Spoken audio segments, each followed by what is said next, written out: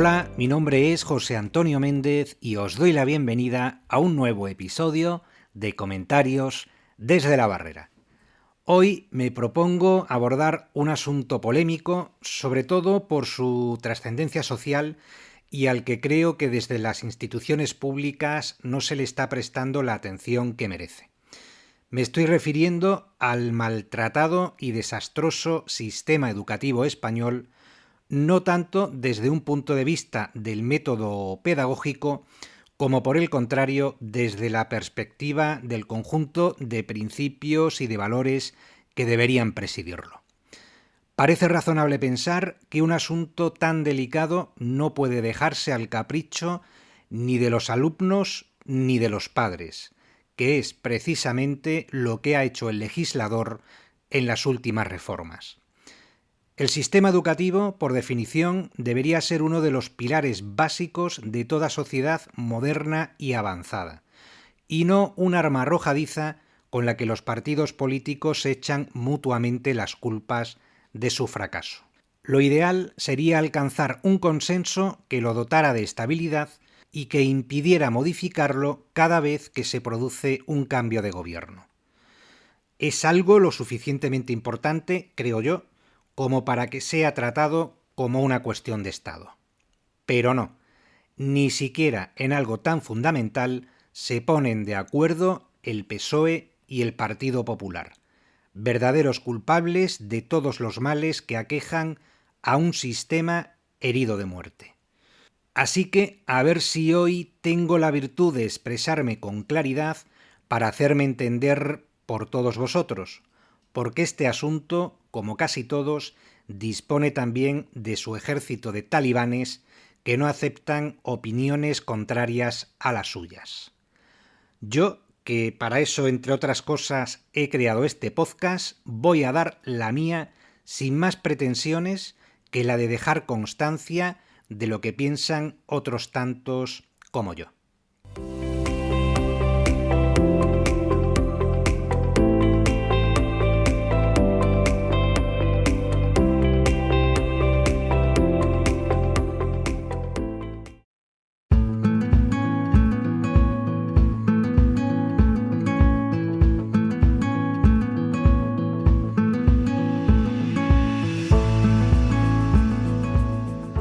En la mayoría de las encuestas con que de vez en cuando nos surten los medios de comunicación sobre las cuestiones que más preocupa a los españoles, un año tras otro ocupan siempre las mismas posiciones del escalafón: el paro, la precariedad laboral, la clase política, la corrupción, el mal funcionamiento de la justicia, la violencia de género, la inmigración ilegal, el terrorismo islámico o la inseguridad ciudadana.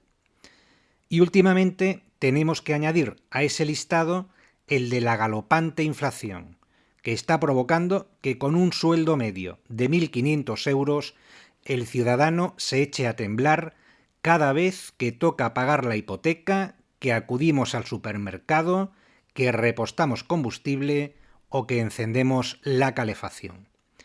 Sin embargo, para sorpresa de muchos, es inconcebible la ausencia en esa relación del problema de la educación, lo cual denota una imperdonable falta de concienciación sobre este asunto.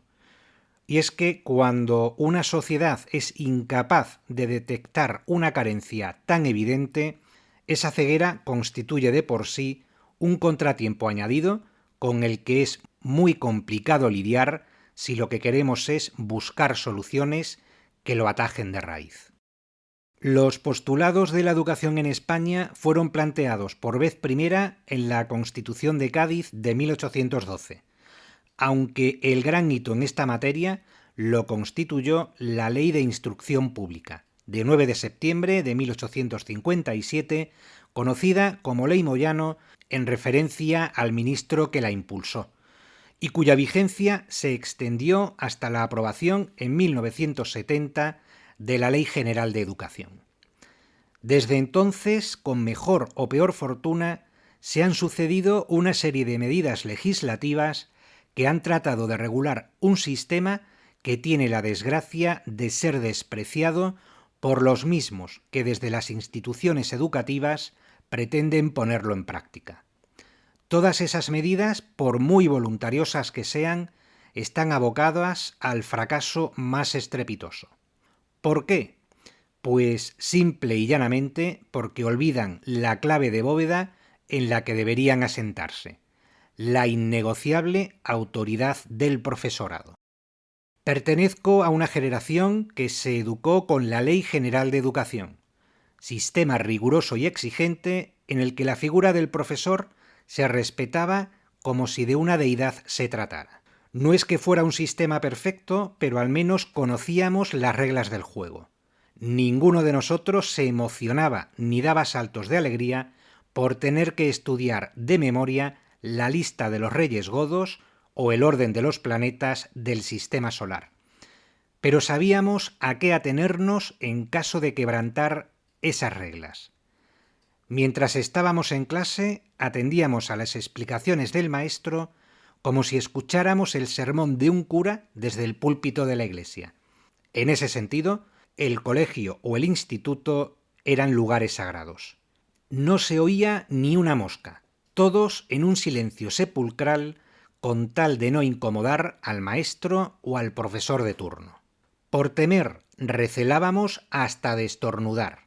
No se nos ocurría montar el más mínimo jaleo, y si teníamos que preguntar algo, el don o el doña siempre por delante. Don Jesús, que no entiendo muy bien eso de la fotosíntesis. O doña Sagrario, que no me ha quedado muy claro lo de las propiedades de los verbos intransitivos. Es decir, que nos portábamos como unos santos varones, so pena de sufrir castigos, como no salir al recreo, estar de pie frente a la pared, con el susurro de los demás niños, por cierto, repiqueteando a nuestras espaldas, o el más expeditivo de ser expulsados de clase. Dios no quisiera que agotáramos la paciencia del profesor hasta el extremo de que se viera obligado a escoger este último método de corrección. Eso nos exponía al riesgo de que nuestros padres se enterasen de que en clase no destilábamos la bondad que sí paseábamos por casa. Por nada del mundo deseábamos que nuestros progenitores fueran llamados por el director del centro para dar queja de nuestras travesuras.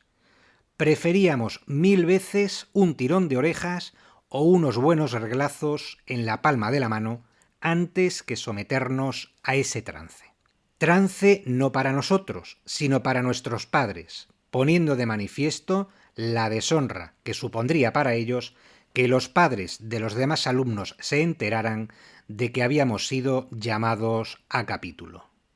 Por cierto, quede claro que lo que hacíamos los niños de entonces efectivamente eran travesuras, trastadas propias de la inmadurez, con una ingenuidad cercana a la ternura. Nada que ver con las canalladas que se gastan los alumnos de hoy en día. La máxima de aquellos años era la siguiente: que no me vengan con quejas de que te portas mal en clase. Y sobraban todas las palabras. No había nada más que discutir. Quedaba todo perfectamente claro. La sentencia era tan diáfana que no admitía interpretaciones más flexibles. Por supuesto, los padres de entonces no se ponían a razonar con nosotros para hacernos entender la necesidad de cumplir sus advertencias. Aquello no era una sugerencia que pudiéramos saltarnos a la torera según nuestro libre albedrío. No, ni mucho menos. Aquello era una imposición en toda regla. Era nuestra principal obligación: respetar a nuestros profesores como respetábamos a nuestros padres. En caso de contravención, pues seríamos sometidos a un juicio sumarísimo que conllevaría, aparte de algún que otro cachete, quedarnos sin salir a la calle y sin paga. ¿Está usted sugiriendo que a los niños de entonces nos pegaban si nos portábamos mal en clase? Pues no, queridos míos, no lo estoy sugiriendo, lo estoy afirmando rotundamente. Los escolares de entonces hemos recibido guantazos y zapatillazos por contravenir las órdenes parentales. Y oye, no pasaba nada. Ni nos traumatizábamos ni nos hacíamos preguntas existenciales de por qué nos habíamos llevado un sopapo. Era lo que había y lo aceptábamos sin rechistar. Bajo ese dogma, por lo tanto, acudíamos todos los días al colegio. Y tan felices, oigan. Como se observará, la situación ha cambiado de tal manera que parece que todo lo que antecede estuviera referido poco menos que al siglo XIX, y nada más lejos de la realidad. El periodo de tiempo en que los maestros, profesores y alumnos nos regíamos por esos principios datan, en lo que a mí respecta, desde mediados de los años 70 hasta principios de los 90, cuando estudiábamos la EGB, el BUP y el COU de toda la vida. Pero, a lo que se ve, todo se ha trastocado desde entonces sin solución de continuidad, hasta desembocar en una situación crítica y de muy difícil reversión. Hoy, la mayoría del alumnado alardea de faltar al respeto tanto a compañeros como a profesores, más pendientes estos últimos de poner orden en las aulas que de impartir la lección. El aula, por desgracia, se ha convertido en un campo de batalla, en una jaula de fieras y de alborotadores que dedican su ingenio a perpetrar gracietas humillantes ante las que el profesor, desnudo e indefenso por culpa de una normativa excesivamente permisiva, permanecen atados de pies y manos, sin posibilidad de reaccionar. Y claro, luego habrá quienes desde las más altas instancias se sorprendan y se rasguen las vestiduras por el elevado índice de bajas psicológicas entre los docentes. ¿Cómo es posible que las tornas hayan girado de tal modo que el resultado final sea el de que los alumnos y sus padres sean ahora quienes tienen la sartén por el mango? ¿Quiénes son los responsables de todo este desaguisado y por qué se ha permitido que las cosas lleguen a este estado de descomposición? Si en otra época éramos los estudiantes quienes debíamos tener respeto, incluso miedo, a nuestros maestros y profesores, en la actualidad sucede todo lo contrario. Si ahora el pupilo llega a casa quejándose de que le han llamado la atención en clase, no le falta tiempo al padre para que con el niño a cuestas se presente en el centro exigiendo ver de inmediato al fulano que ha osado levantarle la voz a su niño del alma. Y así tenemos que presenciar ese lamentable espectáculo en el que el padre, con la criatura delante, le lee la cartilla al profesor, escupiéndole a la cara que es imposible que su hijo haya hecho lo que dicen que ha hecho, porque es que su niño es una bellísima persona que se porta muy bien en casa. Que es mentira eso de que se haya encarado con el profesor porque éste le ha dicho que se deje de enredar con el móvil. Y además, es que el profesor le tiene manía a su hijo, que eso lo sabe él de muy buena tinta porque lo ha comentado con los demás padres a través del grupo de WhatsApp que tienen para estas cosas. Y todo esto, por supuesto, acompañado de un despliegue de gesto y de oratoria digna de cualquier matón de medio pelo.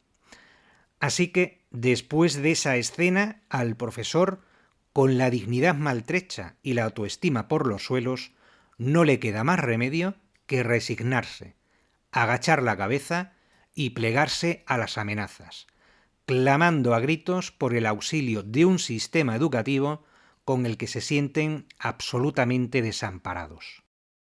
Estamos ante un problema de civismo.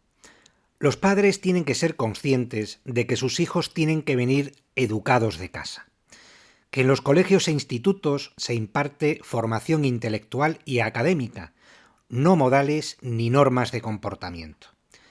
Y al igual que se les dice que no pueden robar porque eso está feo, deberían, en la misma medida, advertirles de que una de sus obligaciones principales, aparte de estudiar, es respetar a sus profesores.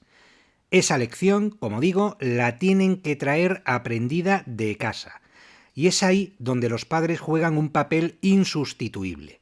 Solamente ellos pueden inculcar a sus hijos el conjunto de principios y valores por el que deben regirse en la vida.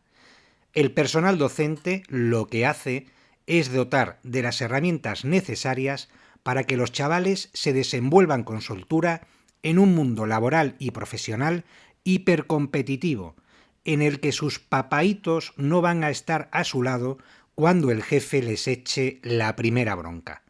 Porque claro, después vendrán las frustraciones. ¿Sería mucho pedir que los poderes públicos se quiten la venda de los ojos y dejen de negar esta incómoda realidad? ¿Tan difícil resulta revertir la situación actual y que se devuelva al profesorado el estatus de autoridad que jamás debió haber perdido?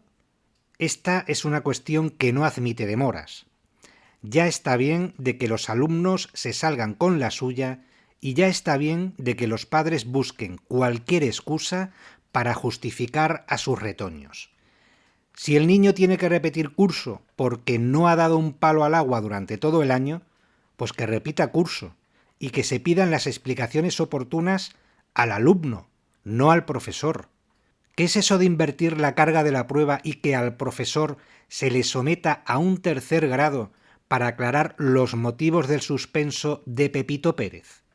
Pues Pepito Pérez habrá suspendido porque comete faltas de ortografía, porque piensa que Indíbil y Mandonio es el nombre de un grupo de reggaetón, porque asegura que Cervantes forma parte de la generación del 98, porque presenta serias dificultades para dividir por más de 2 cifras, o porque el sintagma nominal le suena a chino mandarino.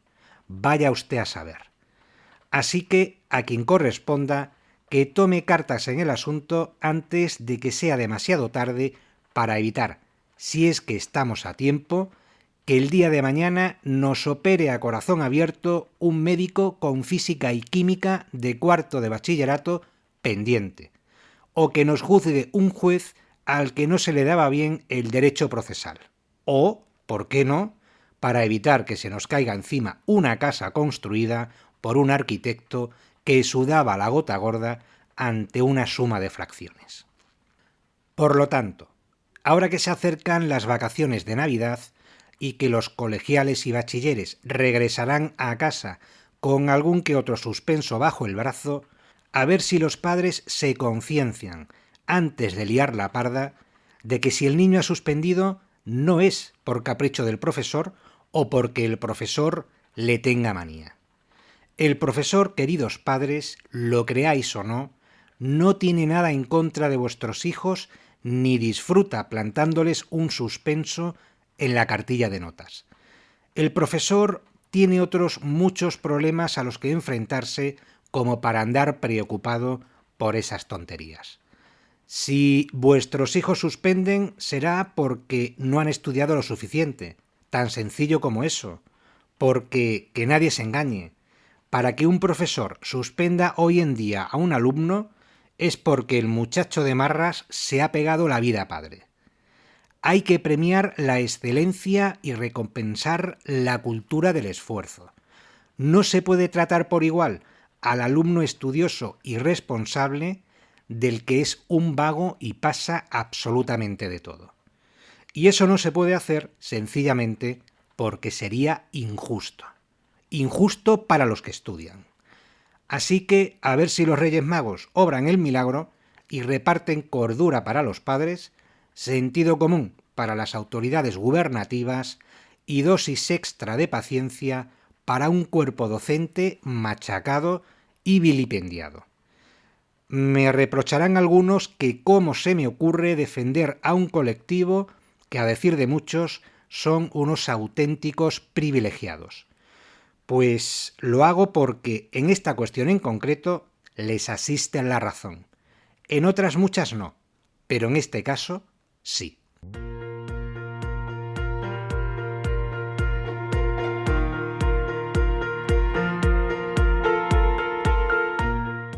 Y hasta aquí, queridos oyentes, el episodio de hoy. Después de la charla que os he soltado, la despedida va a ser cortita. tanto como que me despido de vosotros deseando que estéis pasando un buen puente de la Constitución. Y a los que seáis muy futboleros, no sufráis mucho por la derrota de la selección española. Luis Enrique al menos ya está de patitas en la calle. Ahora solo falta que siga sus pasos el principal responsable de todo este fracaso, que no es otro que el presidente de la Federación, Luis Rubiales. Lo dicho, feliz puente y hasta el próximo episodio.